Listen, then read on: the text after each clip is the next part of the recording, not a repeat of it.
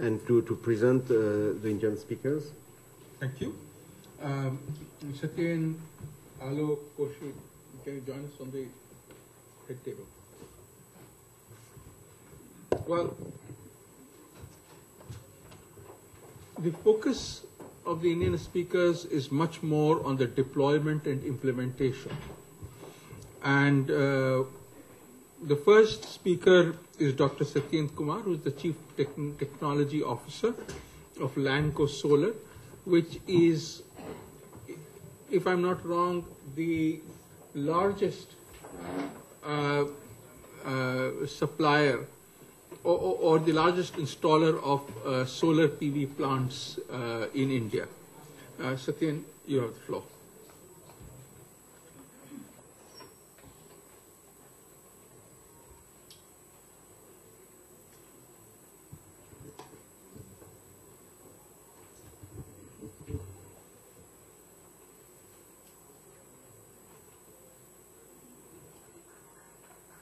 Just ask it to repair. That's actually better.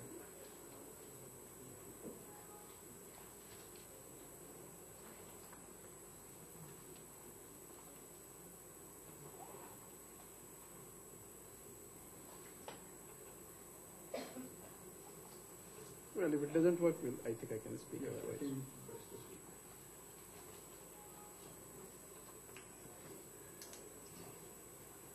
Well, that makes life much simpler. So, well, as I've been introduced by the co-chair, I'm from Lanco. This is a company which is in infrastructure and power. And it has conventional power, which is about more than 5,000 megawatts. And recently it started to get into solar. And we are already built about 200 megawatt of solar plants in India. And we're also doing some work outside India also. And we're also doing manufacturing for the solar panels and the other stuff. So with that, we also are doing solar thermal CSP power plants, 100 megawatt power plant in Rajasthan using parabolic concentrators. So with that is enough introduction for the Lanco. And the talk which I can't show you here is basically I thought of, there was no context given by the chair or the organizers. So I took the context from one of the incident which happened a few years back.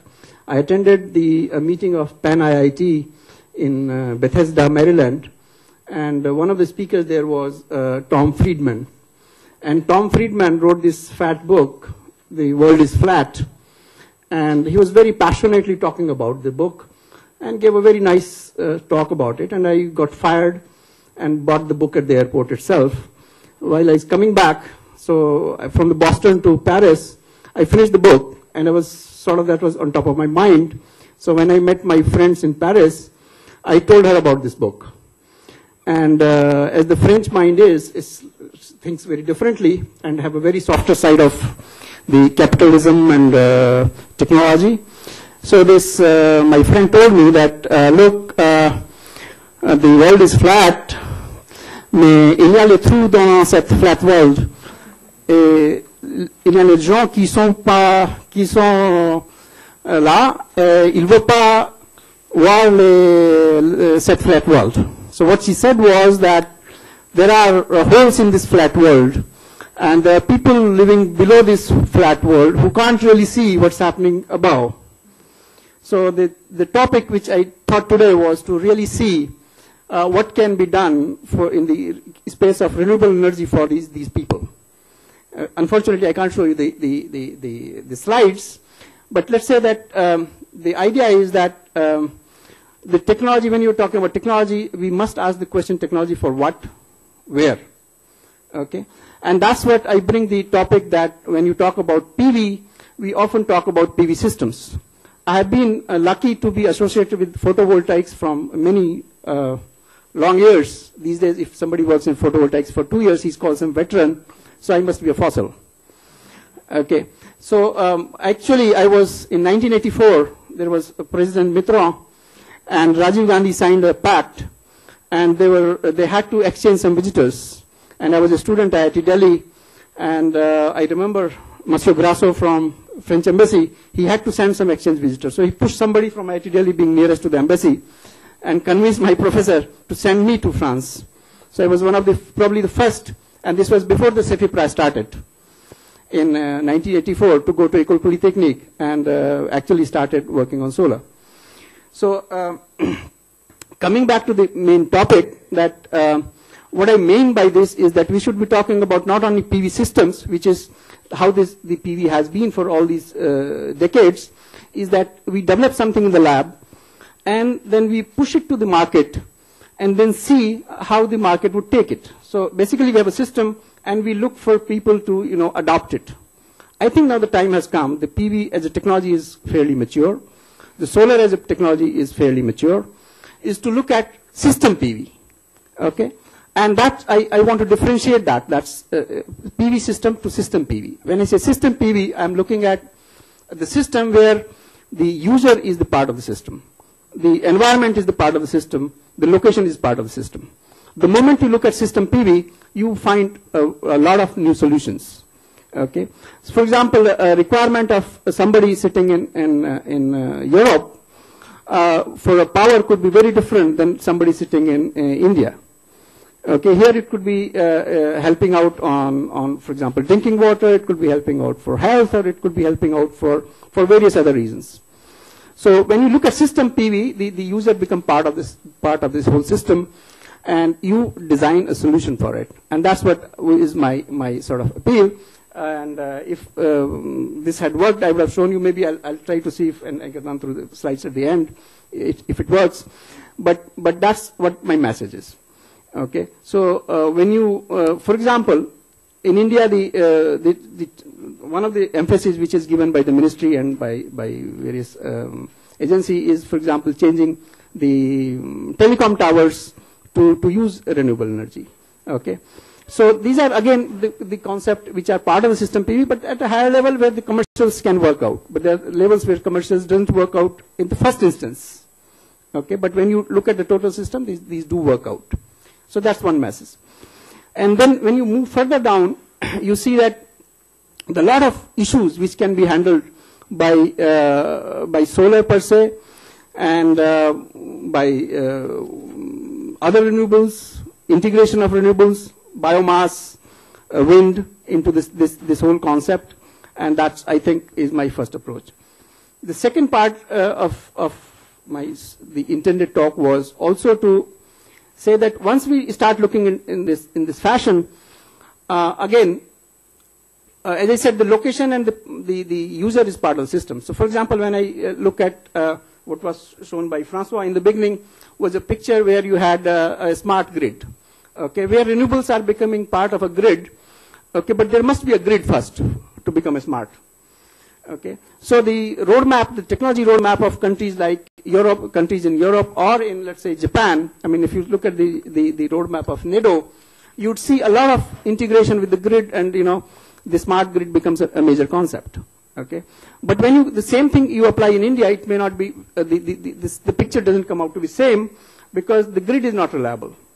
Okay, so the reliability of the grid, the availability of the grid, or even the grid doesn't exist, is an important part. And for solving these problems, renewable is again one of the forefront, the technology. This technology solution exists. I'll just again narrate very small incidents. I was sitting in one of our solar farm, which is a 5 megawatt farm in Rajasthan, and while having lunch, the power went off. I said, we're sitting with 5 megawatt and we don't have power here. The reason is that it is synchronized with the grid, and the grid went off. Okay, so it means that you need to have solutions where, in the tail end, you would be having systems where it would be either synchronous with the grid or it may be asynchronous. Okay, so these are the kind of solutions which we require. The technology exists. What it requires is the regulations, the regulatory framework. What is required is, of course, the adaptation of many of these technologies, the financial aspect of these. So these are the kind of things which are required. So what I see is that the integration of users into the system, into this whole concept of microgrid or smart grid systems, where in fact, again, there's a French connection here, because there's a lot of fractal research has been done in France. And you could see the solution which is futuristic is where the user, so there are generators sitting everywhere, okay? And of course this is happening in Japan and Germany already, but you are looking at a system where the grid may or may not be there, okay? I mean, otherwise, of course, the grid-fed PV is already well known. I mean, there is no great deal about it, okay? But in an Indian context, it could be, again, you have various spots, you have generators, you have consumers, and then there could be, as I said, it's a fractal nature. So you could learn from nature. It's like, a leaf I mean, I normally show a cauliflower or, a leaf where you have photosynthesis going on right there. There's generating energy, you're consuming, and so it's a kind of system which is integrated. And so that's the kind of solutions which I'm looking at. Thank you very much. Thank you, Satyen. And I must say that even without your slides, it was a very impressive view on how we need to look at the growth of PV applications. Our next speaker is Saurabh Kumar, who is the Managing Director of Energy Efficiency Services Limited, a public company whose goal is to enhance energy efficiency by providing a range of particularly financial and technical solutions to users in a manner which is both acceptable and feasible for them. Saurabh. Thank you, sir. Co-chairs, distinguished panelists, both from the French side and Indian side, Secretary Bureau of Energy Efficiency, delegates, ladies and gentlemen. Let me first very quickly thank the organizers for giving us this opportunity. Also, I would like to take the incentive of the additional kulfi, so I'll try and move very quickly on whatever I have to say. Just a very brief background of what this company is. This was created in 2009 at the instance of the Ministry of Power and the Bureau of Energy Efficiency, essentially to complete the energy efficiency landscape in the country. We have the Bureau of Energy Efficiency and the Ministry of Power as the regulatory bodies. This company was set up as a joint venture of 4 public sector entities, namely the NTPC, Power Grid, and 2 finance companies in the power sector, to create business models, to create market access, to make sure that the implementation of energy efficiency starts to happen on the ground, and develop different business models for different sectors. And what I will outline very briefly is essentially 3 sectors which I understand are of interest on the energy efficiency side to the French, and what we are trying to do there. Our objectives are essentially to create market access. Being a public entity, it is easier for us to get in touch with the public facility owners, whether it is municipalities or public buildings or the agriculture sector or the industrial sector. We are developing and designing projects which address the specific barriers that the energy efficiency implementation has faced in this country in various sectors. We are also incorporating some innovative risk mitigation measures, which again has been one of the major reasons and causes of market failure in energy efficiency. And having a decent amount of financing available with us as equity, and also as a result of our Government of India's efforts of providing us with financing through bilateral and multilateral sources, we also provide some sort of financial support and financial intermediation to make sure that the projects start happening on the ground. The whole idea is to develop standardized models, templates of contract documents, of implementation methodology, so that it becomes replicable by the private sector. And in the first slide, you may not have noticed, the Bureau of Energy Efficiency estimates the total market size to be about $18 billion US. So it's quite a lot. And our idea is to create such standard templates with the help of the Bureau of Energy Efficiency, which can then be disseminated to public and private sector facility owners and, of course, the stakeholders, so that the implementation starts happening on its own. The basic principles of our business models is to first do project development, which is extremely important. So we either do it at our own cost, or we pick up projects that have been developed by the Bureau of Energy Efficiency or other bilateral and multilateral sources, and there have been a lot of things that have been done. Project implementation is basically on the energy service company mode, where we invest upfront, get paid over a period of time from the savings that the project requires. And we follow a debt equity structure of about 70-30 and also work on a minimum IRR for us. We insist on signing of contracts, the energy performance contracts, before we start implementation of the projects. We hold the assets on our balance sheets till the time the project contract is on, and then we transfer it to the facility owner. Very quickly, the three sectors that I am focusing on is buildings. Buildings, as you see, what we find is that the total investment potential in commercial buildings for existing buildings is roughly around 2,000 crores. We are looking at investment size of somewhere around 300 crores over the next 2 to 3 years. And essentially, we follow the same process of development of project, getting the agreements, getting the technical specifications right, and then going on a deemed savings approach. And a deemed savings approach is essentially you fix the operating hours, you decide on the technology, you agree on the savings that would happen because of those technical interventions, and the payment happens over a period of time on an agreed kind of an annuity basis. The second and perhaps the most sector which can be very easily picked up is the street light in the municipalities. The Bureau of Energy Efficiency did project development for more than 130 municipalities in the last 5-year plan. The total investment size of changing over the inefficient lighting to LED lighting is around 2,500 crores, which is close to about 300 million euros. And these are ready for implementation. Let me emphasize this. The overall size of the market is much, much larger, but out of these 130 municipalities, almost 3.3 million street light points can be changed. A lot of technology ingress can possibly happen.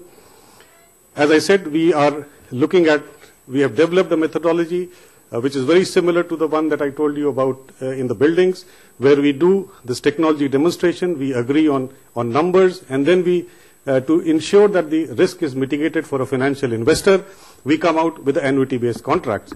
And this is something that we have started in at least 3 or 4 municipalities. Our project size right now is almost close to 1,000 crores, which we are working over the next 2 years. Finally, on the industrial energy efficiency, the regulatory framework that the Bureau of Energy Efficiency has evolved would require the industries in these 8 sectors which are listed here to invest close to 18,000 crores, which would be roughly about 2.3 billion euros over the next 2 to 3 years. We have come out with a joint implementation plan to support industries, particularly those industries which do not have that capital expenditure to achieve these targets. So what we do is we do a detailed energy audit, then we agree on what are the kind of technical interventions, technologies that need to be implemented to achieve those targets that are set up by the government, and then we do a joint implementation, and we get again paid through the savings of energy. Finally, is the small and medium sector, which is the industrial sector, which is a very, very large sector, and there we are not professing energy savings contract because it's very difficult to sign up contracts with very small industries, but it is more of a leasing contract where, as a result of interventions in a cluster, if we decide on a few technologies which can really make a large-scale difference in energy use, we work with technology providers and come out with some sort of an EMI or a monthly scheme where these technologies can be bought by these small players. And finally, as far as the Indo-French collaboration is concerned, we are about to sign up and work jointly, very closely with Schneider Electric in commercial building space. We are also looking forward to our engagement with AFD and also ADEME over the next year or so. And of course, it will be a much larger collaboration. So once again, I'd like to thank you. I hope I've earned my full fees. Thank you very much. And I think the audience has also gained an appreciation of the kind of business model that is possible for pushing advanced energy efficiency technologies to users. Our third speaker is Dr. Koshi Cherel. Koshi is the president of the Alliance for an Energy Efficient Economy, which is an industry association of companies which have gotten together and provide energy efficient goods and services. Koshi. Good morning. It's an honor for me to be here, especially in this Indo-French dialogue. I see the top French participants and companies here, as well as the top Indian energy efficiency community members also here. It's a great opportunity for us to share what AEEE has been doing. AEEE was formed in 2008, and in fact, I'm glad to say that Schneider Electric, Dalkia Energy Services, the company is presently known as, and these companies were very much involved in our formation. We had ADEME as well as CO2E also there represented at our launch. The purpose for this kind of an organization was primarily because there was a need for a sounding board for the government, which especially when crucial policies were being rolled out in energy efficiency in the area of buildings, in the area of industrial efficiency and standards and labeling. And over the last 5 years, the experience has been varied and very exciting. As you know, India has a very unique resource endowment. We have a lot of coal, but of not the right quality. We are dependent on oil, but again, 80% coming from outside. And we have certain resources, vast renewable resources, but again, the management and installation are a challenge. In spite of all these, it's a time when I think energy efficiency is the key driver for future economic development. We have the laws in place, the approaches and institutions in place, and those are headed by good people with a strong commitment. I refer to the institutions which you heard today, Dr. Mathur, as well as the ESL organization, which is out to promote energy efficiency in the business sector. However, and of course, we have the international pressure of climate change, responding to climate change as a key driver. However, one of the key takeaways I want to leave behind is India needs support and guidance and sharing of experiences in the area of technology management, change management, and waste management. I leave with a very short illustration. We have gradually developed one of the best metro systems in the world, and it amazes me every time I ride in a metro, especially when I travel to work, that we are able to retain it with such high level of efficiency, and we are very anticipating a much wider network. And yet, the last mile remains a challenge. Solutions are emerging because the enterprise nature of the Indian population is very bright. So suddenly if you visit the suburbs, you see a mushrooming of electrical vehicles. But then they pose huge law and order challenges. You have overrated batteries, vehicles which presently do not require registration but are running at the speeds of lightning speeds, causing huge danger to the population. How do we manage this kind of new technology? I just took this example because it's very visible, and we are right now faced with a crisis of overpopulation of electric vehicles, which would have been otherwise the best solution for our energy issues, which would have been a very good solution for demand-side management of adjusting your load during off-peak hours and curtailing your load during peak hours. We have the best automobile companies in the world working and bringing out the best technology vehicles. However, when solutions emerge out of enterprise, the response to it, do we have the laws in place, do we have the guidelines in place, do we have the testing qualities in place, is still wanting. So in this area, especially in large energy management, energy business management, energy association management, I think organizations like ADEME and the Association of Renewable Energy, because again, this is only an example I gave, because in the area of distribution of energy and management of energy distribution, there are key challenges. That's where India needs technology and knowledge sharing and best practice from outside the world. With this short message, I thank you for your patience. Thank you, Dr. Mathur. Thank you, Koshi. And the last Indian speaker is Mr. Alok Deshmukh. Alok is part of Schneider in India and working on efficiency, particularly in buildings. Alok. Thank you, Dr. Mathur. Bonjour. Of course, Satyendra stole my thunder with long French sentences. Dr. Mathur, speaking before lunch about energy efficiency, try speaking after lunch about energy efficiency. So I think that's, this is a challenge I'm up for. I call myself a reluctant engineer and a recovering architect. I did my architecture in India, spent about 7 years in the US, close to 5 years back in India. I'm an Indian working for a French company, speaking for the Indian side. A little bit of an identity crisis. Schneider Electric, we have solutions to make energy safe, reliable, clean, efficient from the power plant to the plug. We have, I can talk about meters, packet substations, smart grids, smart cities. But I'm going to talk about our efforts in energy efficiency, the way we see the context, why I go to work every day, and and put some of the challenges that we see that we are working at. So we have a strong focus on energy efficiency. We have a team that has audited over 1,000 facilities in India, 800 of which are manufacturing facilities, 200 of which are buildings.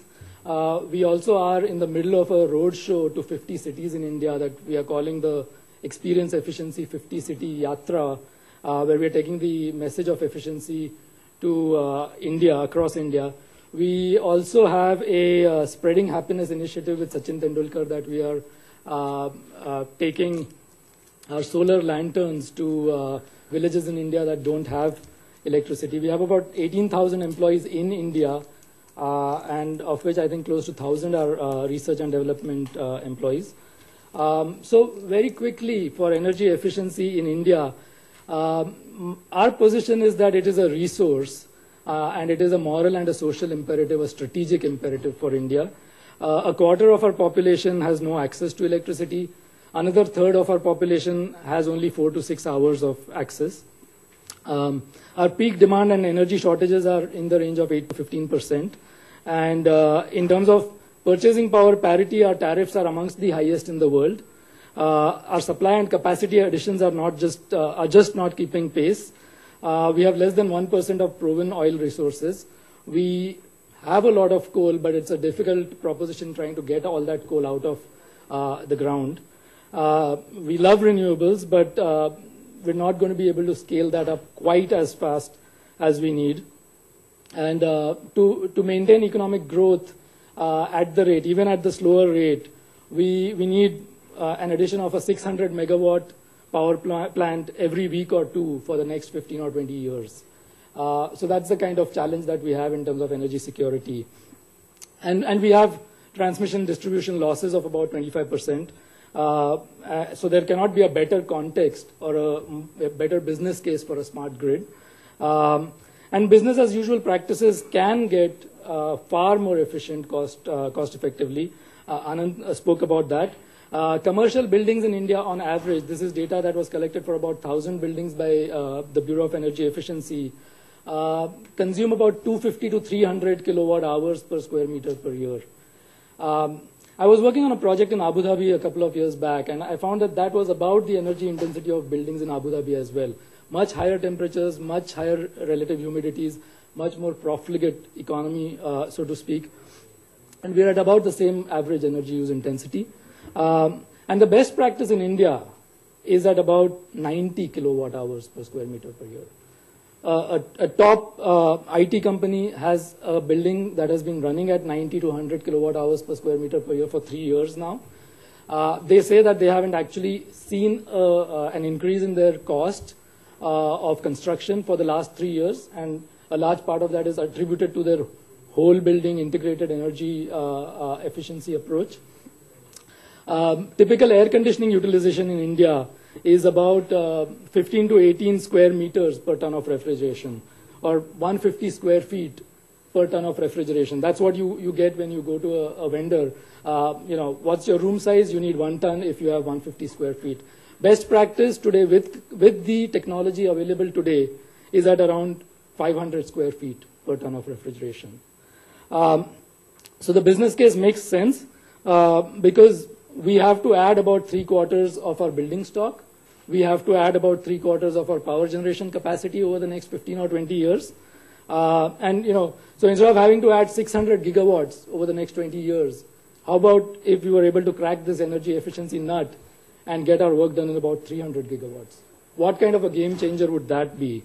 So I think, having said that, one of the challenges that I would like to just talk about is why is it so difficult? And to me, the challenge is that, you know, the term itself, energy, is not something you can point to, right? It's invisible. You cannot see it.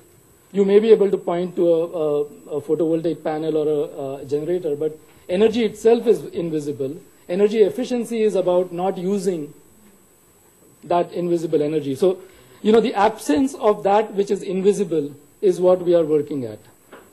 And that is part of the challenge, is that how do we make our energy performance visible? And, you know, one of the things that I am involved with is I'm responsible to motivate a couple of dozen folks from my organization around the country to reduce our energy spend in our most intensive facilities by about 10% over a 3-year period. So we are targeting savings of about, I think, 30 million INR or 3 crores of Indian rupees, which is around 350,000 euros. And what we found is that we do an audit, and then the first thing we do before we do any other energy efficiency measure implementation is we equip them with an energy monitoring information system. And we found that the first year, just having access to visible energy use information is driving our facilities to reduce their energy use. And we got to about 6 or 7% portfolio-wide for the target facilities by just having those things in place. Where the dashboards are there, the top managers, the energy efficiency leaders at the plants can see it. And, you know, at first it was incredulous, right? But then we have heard examples of the Prius effect, right? Where once you give feedback to the user that you're getting, you know, 20 miles per gallon, 30 miles per gallon, 50 miles per gallon, the user uses that feedback to get, you know, how can I get to 50 or 60, you know, that kind of a thing. So making that information visible is what it's at. And the thing is now we are not, you know, talking about a big leap in technology. If you look at your phones nowadays, right? I have an, you know, a decibel meter in my phone. I have an illumination meter. My phone can tell me what settings I can use on my digital SLR so that I get the best pictures possible. So all of these things are at our fingertips now. And I think that, you know, being able to tell people where you stand, how you're doing compared to your peers, and that you can do better is actually a very compelling way to achieve actual energy efficiency. So, you know, I was watching a TED talk the other day about this example where in California, one of the utilities essentially left brochures at their at the residents' doors, which basically said that you know, you're using twice as much energy as your neighbor, and that got them energy savings because everybody was like, how can that be? You know, so I think that and what we've also found, even in this, you know, super efficient building, 80, 90 kilowatt hours per meter, when you turn a mirror on the energy performance, we were able to find 4 to 6% of energy savings on, look, you're doing a great job, but here's where we think you can do a little bit better in terms of turning off what you don't need when you're not there. So I think that, to me, that's what it kind of comes down to. You know, net zero energy is also a topic that's really close to my heart, because I think the nature of net zero energy buildings is that to get to net zero in the most cost-efficient manner possible, cost-effective manner possible, energy efficiency has to be at the prime. You have to squeeze out every bit of efficiency from the building. And then, you know, so I think that I'll leave it at that. The usability, the visibility, being able to make the information available, give the feedback, you know, those are the kinds of things that help make it a top-of-mind issue and not just something that we don't know how to deal with. So with that, I'll stop. Thank you, Alok. That, I think, was an extremely good overview, both of the challenges and the kinds of interventions which start you and I as consumers to invest in energy efficiency. We have about 15 minutes for a discussion.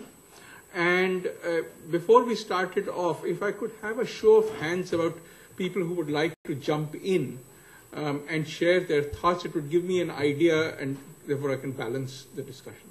Okay, we have two. Let's start with these two, and then we'll come back with more. Sir. And then here. So could you also identify yourself? Yeah. I am Sarabjit Singh from FPJ Satya University. You see, captive power for any organization using solar panels or any other concept is fine. But to scale it up, it has always been a problem, the price of the PV. When will the price come down? Which is the emerging technology? How the cost come down? In the last 30 years, there's plenty of sunshine in India, but the PV power, as per se, is not scaling up at the rate it should. So when the price will come down with the new technology? Okay. Let's have the second intervention, and then maybe we can ask Satyen to respond to this question. If I could also ask it's going to be quite a crowd here, but if we could ask the French speakers also to come closer to the dais, I think the feeling of solidarity will be strong. Maybe you could bring your chairs here in order you will see the yeah. You can sit here and we'll poke you. Martin.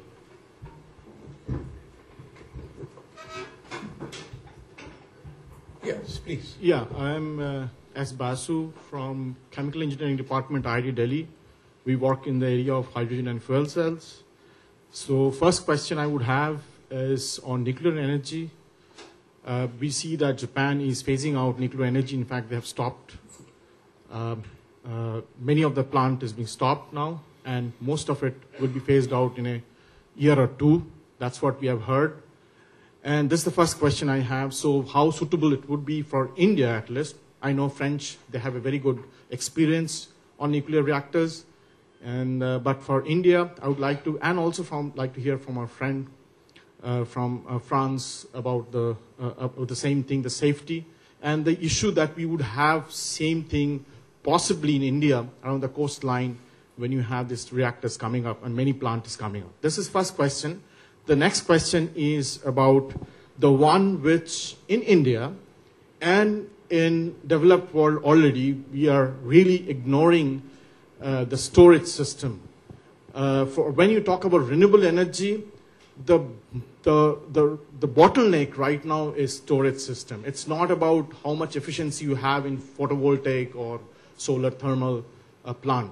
It is about how efficiently you can store energy in different form. The hydrogen and fuel cell were talked about, but no one talked about other storage system like battery, which is conventional one, or supercap, which is for different reason you want to use it. So that is being ignored, and it is only used or heavily researched on portable electronics, not for renewable energy in developed countries, including here, developing country like India. It has gone only to one country now, to China, who are doing something, and I think in India it's totally ignored. Unless we have mini grid with backing up with the efficient storage system, which is cheap, we will not able to succeed what we want to have in India, whatever efficiency we talk about. And because of, why? Because our own grid system is not it is not reliable.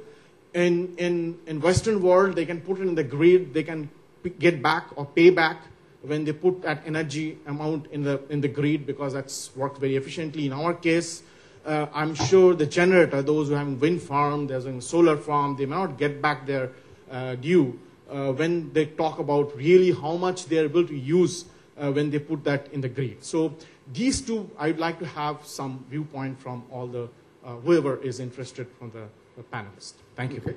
Thank you. What we'll do is let's ask Satyen to address the questions of the PV price as well of storage, if you would like, and maybe François and Martha, if you'd like to talk on the nuclear power issue. Satyen. And maybe on the okay. PV price. Absolutely. Yeah, sir, talking about the price of the solar power, I think this has already come down very drastically, and what we should be talking about is the levelized cost of energy. I understand that upfront capital investment does look expensive to individual users, but this has gone down drastically. And if you look at the actual, like say, cost of the buildings or the cost of the land, and you compare the cost of solar, and when you add on to this, that's already very cheap. And the levelized cost of solar PV, which is now being bid, is already like 6 rupees 50 paisa per unit, which is lower than, definitely much lower than diesel power, and it's also lower than the actual commercial rate which we are paying in many parts of the country, including Gurgaon. Mr. Carbo? Yes, I totally agree. In Europe, we are talking about grid parity, and in some of the southern part of Europe, like Italy, we are already in grid parity. That means that the electricity you produce thanks to your PV module is at the same cost as the one you can buy out on the market, on the exchange market of energy. So I think that price for now it's maybe an issue in some of the country, but taking the long range, it will not be that great issue so long. So I would like to bounce on the storage part, because this is the main issue. Because when there is no sun, you don't have electricity. When there's the wind, you don't have electricity. So we are working on that, because opponents to renewable energy are stressing this point and this kind of lack. But there is still experimentation done in remote islands with a huge battery, like 1 megawatt electricity battery, conventional one. There is some other storage system that are also in the experimentation phases. So we're still working on that, because we think that when storage will be efficient, and by efficient I mean also with the cost issue, because you can storage energy. There is technical solution, but you have to also look for the price and the price of the kilowatt hours you're gonna produce. So we are working on that. There's still solution, and by making projects, we hope that the price will come down, and maybe that new storage solution like fuel cells, like molten salts, like maybe, you know, there is hair pump storage, there is some other way, and now we're looking for economic efficiency more than technical efficiency. Yes, regarding PV cost, I think we are coming from a very high level cost 10 years ago or even 5 years ago, but we had a dramatic decrease, and I think that the PV industry, I speak at the world level, is now in a maturity stage, since now the scale of the companies producing PV is a major element for the reducing costs. So I think it's, of course, there is new progress. We are looking for more efficient cells and so on. But I think the fact that now you need to build multi-100 megawatt factories, this is a proof of maturity. Of course, in the competitivity, we have still to compete with fossil fuels, which are very often subsidized energy. Also, we have to take that into account, which makes that it takes time, and we need a regulatory framework. Regarding storage, this is a big issue. In France also, it's a very, very big issue. We launched a new call for research and industrial development in this field right now. Electrochemical storage is still very expensive, so it will not be the solution for all. We are demonstrators with pumping artificial steps to build artificial steps for sea pumping, for example. We have flywheel for short time on the grid adjustment. We need a lot of development also in storage right now. But I will say that in the future of the vision of smart grids, we will need storage, of course, but we will need also to adapt the demand. Of course, we could not ask the people to change all their use, but we could transfer a part of the demand load when there is sun. We could do that through all the smart in the grids, and this is also a challenge which will not prevent to have efficient and cost-effective storage solution. But I think on storage and nuclear safety, of course, Marta may have some, maybe you can speak of the... Is it working? Can you hear me? I don't know if it doesn't light up. Wait, can you hear me? Yes, voilà. I'm sorry. Yes, I'll answer to the nuclear question because I think enough has been said about storage. The statement was made that Japan is phasing out nuclear. First of all, it's absolutely not true. It's true that Japan has stopped its nuclear reactors for the moment. But actually they're doing major institutional reforms, so they're separating the nuclear authority from, there was actually a problem with a lack of separation, and this is not an issue in India, as far as I know. And they are completing the stress tests, and they'll be doing that, and then they'll make decisions regarding the startup.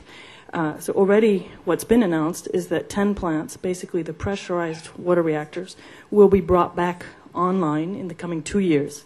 That's the first plan. The boiling water reactors, they're going to bring them back on a little bit more slowly. But in fact, what's driving this to a large extent is that there's been a huge economic impact. Japan is running a major trade deficit, and there's also, of course, energy security issues. So they really do need nuclear. Now, to come back to the question of severe accidents and safety issues, in fact, when you look at the resistance of a reactor to severe accident, you look at three things. First of all, you look at its ability to defend its defenses against natural hazards. Secondly, you look at the reliability of its emergency backup systems for cooling. And third, you look at its containment systems to make sure that even in the worst case scenario where there's a core meltdown, nothing will be released from the site. This is very much the approach that we took in Europe and which was taken also in the United States. Following Fukushima, there was a series of stress tests which were launched. And what we did in Europe was we took, well, in France, but Europe took inspiration from what we did in France, is we identified a so-called hardened core of mechanisms in the reactor that has to continue to function even in the worst case scenario. So these things have all been addressed basically in the Generation 3. India is considering constructing Generation 3 reactors. But the ones that are in operation in Europe, like in Japan, are Generation 2 reactors. So we were doing stress tests on the Generation 2, and so what we identified was a hardened core. So the first thing, as I said, natural defense barriers. So that's your dikes. That's making sure that you don't have a spatial planning issue. There was a spatial planning issue in Japan. Probably the reactor should never have been there in the first place. Secondly, the dikes were too low. There were a number of issues that would have been identified if they had done the stress test on Fukushima using the methodology that we applied. Already there would have been several boxes ticked right there. The second, emergency backup. Basically, as you all saw in Fukushima, there's residual heat. When a reactor goes down, you have to continue to cool. So you need backup diesel and you need water. Now, again, if we had applied our stress tests to Fukushima before the accident, we would have already had a red flag right there because the diesels, the backup diesels, were exposed. And what happened is when there was the earthquake, the plant shut down normally and everything went fine. But when the tsunami came in, it took away the emergency diesels. They were just gone. So they were exposed. Now, in an EPR, which is what we're talking about building here in India, those emergency diesels are organized differently. They're put in 4 different buildings. They're high up, they're low down, they're in different, there's no way that they can all be washed away by one wave. You also have to have water. And as you see, that was a big issue in Japan. With an EPR, again, we have 4 safety buildings where we have enormous reservoirs of water, which are already there. We also have a backup system where we can tap into water from a completely different source in case of an emergency. So, again, in the Generation 3, it's already been assured, but even with the Generation 2, which are in operation, it's possible to look at these things and make sure that we have this hardened core, which will be there. The third issue, as I mentioned, is containment systems. So, in the worst case scenario, you have a core meltdown. In the generation 3, the EPR, which we're talking about building here, you have a core catcher. So you have the meltdown. The core is not going to melt and go down into the ground, into the water table. It's going to be contained by the reactor. We also have reinforced containment, so it can be resistant to a major airplane crashing into it. We have filtered ventilation systems so that you can avoid overpressure. What you saw in Japan was two things. You had a buildup, first of all, of hydrogen, because as the fuel melted down, the zirconium alloy on the cladding started to let off hydrogen. When it gets up over 100, when it gets over about 800 to 1200 degrees, it starts putting off hydrogen. Now, in our systems, and we sell these recombinators, hydrogen recombinators, which we had actually offered to sell in Japan before the accident. But we've sold quite a number, as you can imagine, since Fukushima. And basically, they recombine the hydrogen so that you avoid a buildup of hydrogen, which becomes explosive after 4%. We also have a filtered ventilation system to avoid how do you say compression? The buildup of pressure in the containment vessel so that you won't get an explosion. So my point again is that these things have been designed into the Generation 3 reactors. And we have, Riva sells a lot of equipment to help those Generation 2 reactors completely conform to the requirements to be severe accident resistant. So my point is, no, I don't think Japan is going to shut down its nuclear. But if I come back in conclusion, there's no such thing as zero risk. When you talk about energy production, whether it's from windmills or solar or nuclear or gas, there's no such thing as zero risk. So we have to minimize risks, we have to be aware of risks, and we have to manage them. I just spent a few days in Japan at the beginning of this month, and I was quite surprised, I have to say, that one of the key messages that I came away with was that before the accident, they considered nuclear to be zero risk. And then, in fact, the authorities were promoting this idea that, oh, we master all the risks. There's zero risk. This is exactly when you have an accident. You have to be paranoid in any industry, but I think even more so in the nuclear industry. We often joke among CTOs of companies that one of the job requirements of being a CTO is that you have to be schizophrenic, because you have to maintain one dialogue with management and another dialogue with the experts and the research community. And I joke that, in fact, for a CTO of a nuclear company, you can almost recruit in a psychiatric hospital, because you have to not only be schizophrenic, but also paranoid. But safety, and this is something never to forget, is not just the result of a series of technologies layered together. It's not just saying, okay, I've got all these technologies, therefore I'm safe. No. First and foremost, it is about people, and it is about culture. And that is something never to forget. You have to have transparency. You have to be able to treat and talk about every single accident. Within Arriva, we start every meeting with a review of accidents and near misses. And sometimes you think, my goodness, could we just get down to business? Because, there was a near miss in this plant, halfway around the world, and we're going to talk about it for 10 minutes.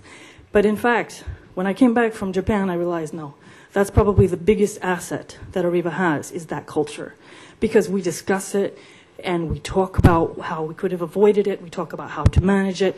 It's not a secret. You have to have transparency. The bigger the risks, the more you have to be able to talk about them. And of course, you need competency. You need very highly skilled people. So this is one thing you'll be seeing, I guess, in the press. We are going to the University of Renewable tomorrow to sign an agreement, which is one of the leading universities here in India, working on nuclear energy and its applications. And we'll be signing a partnership to sponsor 5 PhDs per year, and to help build up the competencies in India. Because without the people, without the competencies, we shouldn't be building reactors here. That's something, if we're looking at really building 10 or 20 reactors in India, absolutely need to invest in the competencies and the skills. Thank you. On storage, thank you. On storage, you have nothing? No, I think you covered it enough. Okay. Yeah. Well, if you want a one-to-one, you can go ahead with that. But if there is up to 2 more questions. We'll take those. We'll go into the lunch hour. I just want to mention that Later. Could you do it as a one-to-one? If it's on nuclear, you could discuss bilaterally, because we would like to focus on renewable and energy efficiency. I would like to comment on the fuel cells from the... Yes? Yeah. So, I think first of all, I appreciated the comment about the risk. But let's talk about fuel cells, since you brought that up. Fuel cells are possible, but we need gas. I think in India, gas situation is fairly difficult. However, if there was a shale revolution like the one that has happened in the US, I understand in India there's a lot of shale reserves if somebody does the right work. With fuel cells, you could get 45 to 50% efficiency, especially if you use solid oxide fuel cells. And I think this may be an effort that someone could do as a research project, especially at a university. It is possible. And I think at the end it will be a combination of all of these that will serve the energy needs. So we in fact are working on something called a solid oxide fuel cell. And in India, especially, you have to skip from a grid-based to off-grid based, just like the landline to cell phone. I think it is possible with fuel cells. Just the right combination has to happen. In fact, you could have I could envision a fuel cell solar combination. So, thanks. no, it's already there. They're already. Any other comments? Yes, please. With that, and one more there. These 2 will be the last. Yes, okay. Go ahead. I'm from IIT Jodhpur. My name is El Chandra. We work in energy as a topic, I must say. I have one small question. When you install systems, these systems are tested. For example, Areva has developed a linear funnel, or CLFR to be more precise, and you have tested it in conditions which are prevalent to, let's say, French or maybe German conditions or maybe Spanish conditions. May I suggest, if this is a nuclear question, you take it offline no, not nuclear. and discuss? It's solar. It's solar thermal. It's solar thermal. It's solar thermal. I would like to know, when you implement those systems in India, do you take into account the local conditions based on which you evaluate the efficiency of the system as a whole? Or do you reach the efficiency based on the existing test bench? Okay. Sure. Let's take one more question. I want to be back to the problem of fuel cell and solar energy. So the storage is a key point. And hydrogen is one of the things we can store. And we have developed a company for the last 5 years with magnesium and the solid state storage per kilogram of installation. We have more hydrogen than in liquid or in gas. And in fact, it's also very safe because it can work at 300 degrees C. And it can be also incorporated to thermal engine and to put this in a fleet of your garbage truck, for example, in the city or on the bus. And I think it's a way where the hydrogen can be considered really like an intermediate to be between solar energy. And Areva is a still shareholder of this small company, which is called McPhee.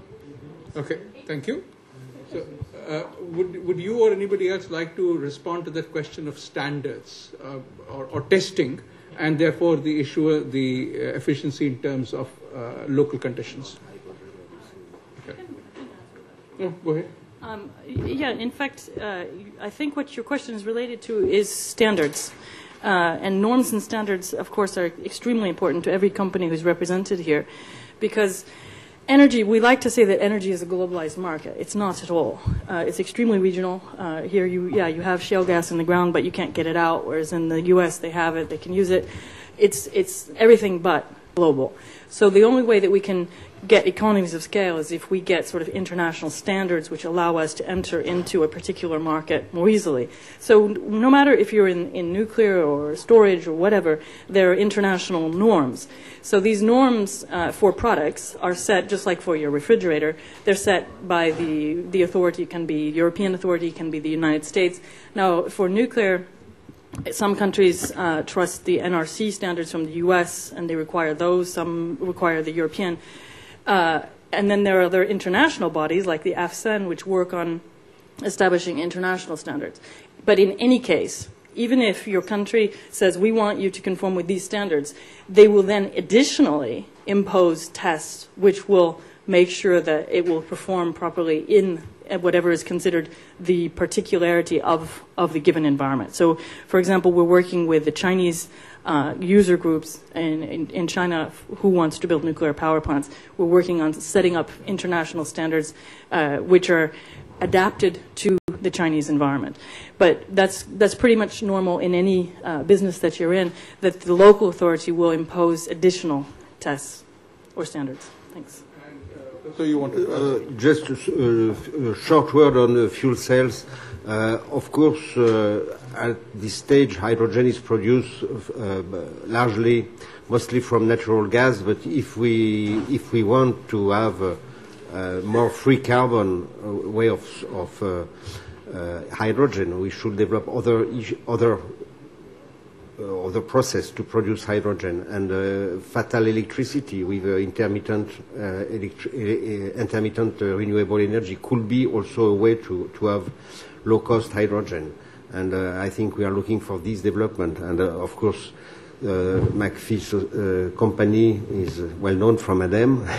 And the thing is, in Europe, we should precise, because you spoke about transport application, that there is different view in Europe and in the world about hydrogen application and fuel cells within its application, stationary application, or in transport. And in transport, it's more difficult, and all the car manufacturers doesn't have the same vision on application of fuel cells in transport.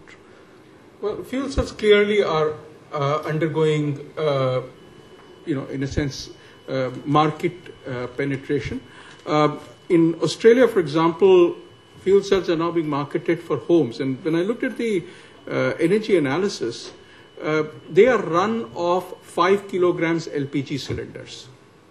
And, looking at both the efficiencies of LPG conversion into hydrogen and then the hydrogen conversion into electricity in the fuel cell, it turns out that with 1 kilogram of LPG, you can produce about 60 kilowatt hours of electricity. Now, if you buy a kilogram of LPG in the Indian market at commercial prices, it's about 60 rupees, 1,000 rupees for a cylinder. Which means that the energy cost of electricity in a fuel cell is about ₹1. There's obviously the cost of the fuel cell itself, which has to be recovered. But what it tells us is that, in a sense, they are, even with today's technology, a replacement for our inverters. I think we should end here. Yeah, let's close. No, just Ajay, thank you. Just a word to conclude from my part. I was very impressed that